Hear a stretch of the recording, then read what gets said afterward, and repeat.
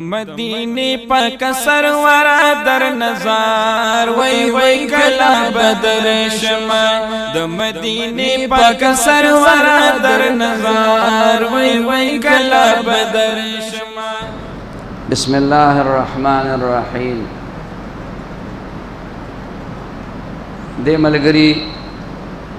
خا دعا د پاره ویلي ضرورت مې ده چې الله یې پوره کړي. الله پاک دې ټول شرعي ضرورتونه پوره کا او الله پاک دې په دې ضرورتونو کې مخلوق ته محتاج کوا. الله دې د خپل خزانو نه ټول حاجتونه پوره کا. ک نور څه سامان دې او دا کی دي چې یاره دا بګران شي دا په ذخیره اندوزۍ کې راځي دا نه د پکار اسی اتفاقی ګران شي دلانه دی بدل کړي خیال کې مراله نو بیا هغه کې دغه نشته خو کده دې نیت باندې دی خودلی نو دا افراط زر دی هغه پیسې ځان سره ساتلی اصل کې د پیسو ترقی په دې راځي معاشي حالات په دې کېږي چې دا گردش کوي چې گردش نه کوي نو بیا معاشي حالات په خرابېږي په دې وجه باندې د دغه بعضې خبرونه ځان ساتل پکاري. دا ملګری تپوس کوي چې یو سړی د خپل ورونو نه جدا شوی دی او په حصه کې ورته 3 لک روپۍ رسېدلي خو 1 لک روپۍ ورور سره باندې دي او 2 لک روپۍ په چا دا خو د دي نو صرف دومره په جیب کې نه دي. دی د 3 لک روپو مالک دی په د قرباني شته قرباني به کوي چې پیسې ورسره نه وي دا ورسره دي خو د دې داسې مثال صندوق کې ښودلي په چا چې قرض دي قرض والا به ورکوي او ورور سره باندې نو مطلب دی چې په ورور یې قرض دي نو باقاعده قرباني پې کېږي قرباني به چې کوم دی نو کوي ښه. دا ملګري وایي چې خوب کې مې داسې لیدلي چې جانماز هغه خور دی خوار طرف ته دی ګنده کوم ځای جانماز وړي هلته ګندګي خلاف سنت اعمال دی سړي کې ډېر دي ډېر خلاف سنت اعمال د ځان نه لر کي د سنتو تابع کي او دا د مانځه په حالت کې یا جانماز وغیره دې کې ګندګي لیدل غیر چاپېره دي دا معنا ده چې مونږ کې د سنتو اتباع کمه ده مانځه تابع ده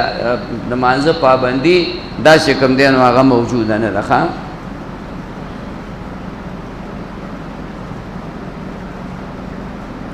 دا ملګری وایي چې یو تپوس یې کړی چې بار ملکونو والا قرباني هلته کوي که دلته کوي دواړو کې کولی شي که هلته کوي هلته هم کولی شي او که دلته کې چاته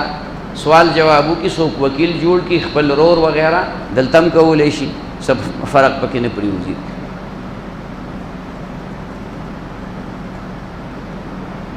د قرباني د ساری عمر برابر دی غاښونه برابر نه دي په دې او کېږي دی اصل کې د قربانۍ د پاره 2 کاله د دې میخین ساروي دا ضروری دي چې سخی کټۍ دا دې د 2 کالو وي یو ورځ دې پکې کم نه وي اگر که ډېر سوره وي او ګډه ویزا هغه دې د 1 کالي نو دې کې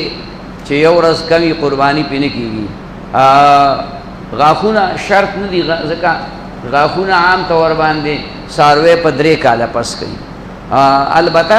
که ستا شک وي چې یاره دا سړی را سره دوکه چېرته ونه کړي نو بیا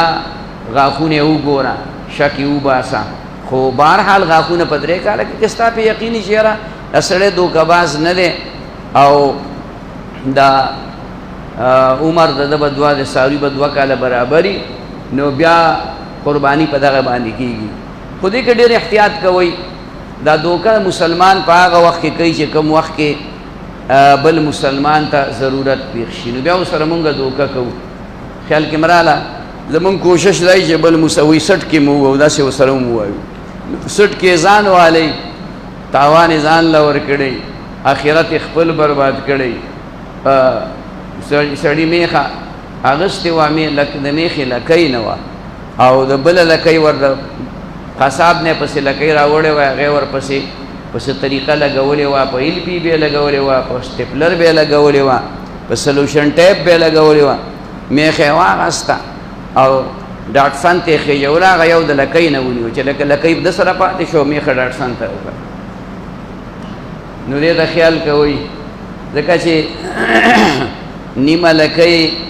د څاروي نه قرباني دا خو ټوله نه وه ټوله لکۍ نه وه نو دا مسلمانان دي خدای دې معافي وکړي مونږ ډېر کمزور یو د لږو روپو دپاره دومره غټ چې د آخرت دغه ذمواري دی او ډېرو مسلمانانو په خپل سره لو الله دې معافي وکړي دې نه ځان ساتئ ښه 2 کاله شرط دی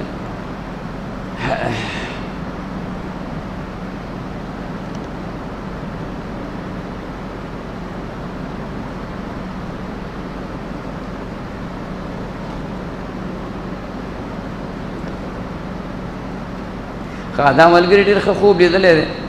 خپل مشر یادوي خپل پیر صاحب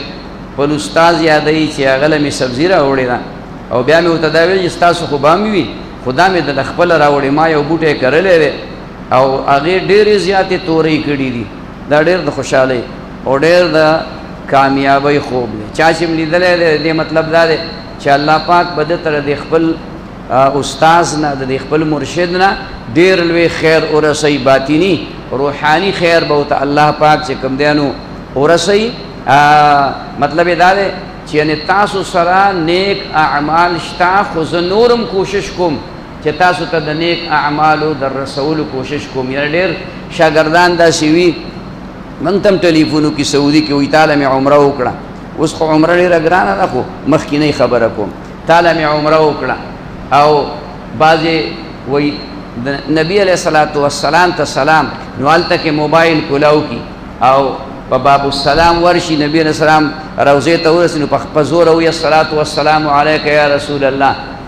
مخکې زه پوهې کړی نو زه وایم الصلاة والسلام علیک یا رسول الله چې دا الصلاة والسلام علیک یا رسول الله دا سړی په موبایل اوري خو رسول الله مبارک یې اوري که نه نو لکه داسې نیکان ملګري هم شته شاګردان مریدان چې هغوی تاله مې طواف وکړو تاله مې چې کوم دی عمره وکړه تاله مې 2 رکعته نفل په مسجد قبا کې وکړو دا خبره ده دا هم دغسې ملګری دی چې د ده ښه کردار دی او خپل مرشد ته هم د نیکۍ رسولو کوشش کوي الله دې وله د دنیا د آخر اجر ورکړي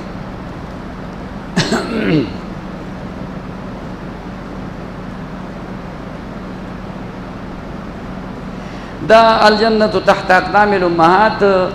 بعضې خلک وایي دا موضوعي دی دا خو به کتل غواړي ما ته خو د دې د موضوعیت څه پته نشته او مفهوم ټیک دی خو البته دغه حواله زه تا ته اوس فی الحال ځکه نشم درکولی چې ما ته په خپله د دې حدیث هغه حیثیت نه دی معلوم دا به کتل غواړي موضوعات کبرا یا بل کتاب کې انشاءالله زه به وګورم که نو زه به بیا بل موقع کې تاسو ته هغې ویم خو دا خبره چې کوم دی نو زما ذهن کې نشته دی بله دا چې د مور د دې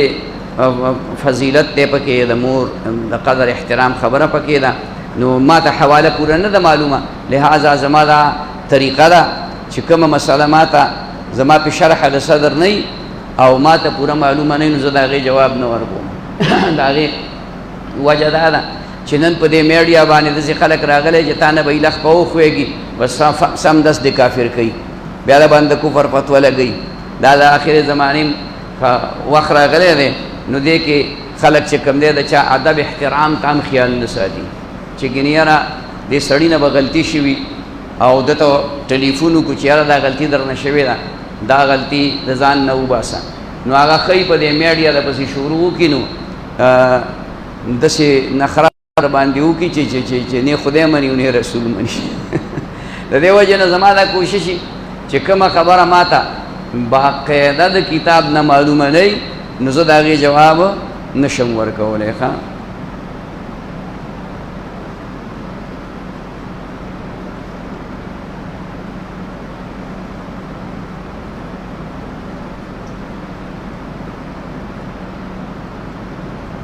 دعاګانو ډېرۍ ده او دعا د مور قبلیږي د مور خدمت کې الله پاک د دنیا د آخر خیرونه ایښودلي دي اولاد د زړه ټوکړه ده نو د مور تلل د دعاګانو هغه مرکز ختمېدل دي نو لوی درد او لوی غم رسېدلی بل بچی مړ کېدل نو دا د زړه ټوکړه ده د حدیث مبارک کې راغلي دي چې عزرائیل علیہ السلام کله د یو معشوم نه روح والی او بیا د الله دربار کې حاضر شي، نو الله جل شانه ورته وایي اقطعت قطعه قلب عبدي، تا زما د بنده د زړه ټوکړه را پرې کړه. چې الله ورته د زړه ټوکړه ویلې ده نو دا ډېر محبوب وي دا بچې. فلذة کبد رسول الله صلی الله علیه وسلم ورته د جګر ټوکړه ویلې ده، لہذا لوی غم ته رسېدلې. الله پاک دې دې ته صبر نصیب کی. دغه بچی دی الله پاک د آخرت د پاره شفاعت کوونکې وګرځي او دغه مور بیبي دی الله پاک کامل مغفرت نصیب کی. الله هم دنیا آخر خیسته کا دعا د پاره راځي. نو دا بعضې خبرې داسې وي چې یو به دا کوشش کوي چې په دې مجالسو کې زمونږ په دې مجلس کې خصوصاً د یو چا نوم ما اخلئ، یو سړی مه ټارګېټ کوئ چې فلانې داسې وایي، ځکه چې بیا د خولې نه خبره وځي نو ممکن ده چې غیبت پکې راشي، او غیبت ډېر عظیم الشان جرم دی، ډېره لویه ګناه ده. نو د هغې نه هم کوشش کوئ. بل دا بعضې مسائل داسې وي چې هغه مونږ خو احناف یو، د امام ابو حنیفه رحمت الله علیه په مسلک حق و بیانو، د مخالفینو که هغه د هر مسلک سره تعلق ساتي د هغې بیان ته ضرورت نشته. مونږ عام خلک یو، بس چې د خپل مسلک مسئلې زده کو دام ډېره لویه توره ده. پاتې شو دا چې دا علما شته دی چې هغې تکړه هغې مناظرې کوي، نو هغه شته دی الحمدلله. زمونږ د دیوبند علماو کې تکړه تکړه او دې ته خپل زندگی وقف کړې ده چې څوک امام ابو حنیفه رحمه الله باندې اعتراض کوي یا زمونږ په نورو ائمه او مجتهدینو باندې هغې ته سپک ګوري، نو د هغې دپاره علما الحمدلله ډېر کره کره علما هغه شته دی.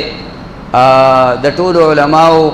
دغه ډیوټي ذمواري نه وي، ګرانه وي، ځکه چې یو سړی به یو فن کې مهارت لري، بل فن کې به مهارت نه لري. په دې لحاظ باندې موږ به خپل مسلک بیانو، نو که څوک په چا بد لګي نو خدای دې پوهې کړي،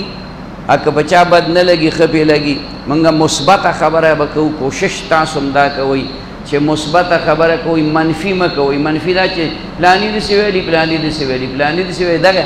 ځان له په روغ سر د هغونه مه ږدئ. او زمونږ علما شته، مناظرین علما، جید علما، کلک علما، د هغې نه چې کوم دی دغه کوئ، دا رهنمایي اخلئ.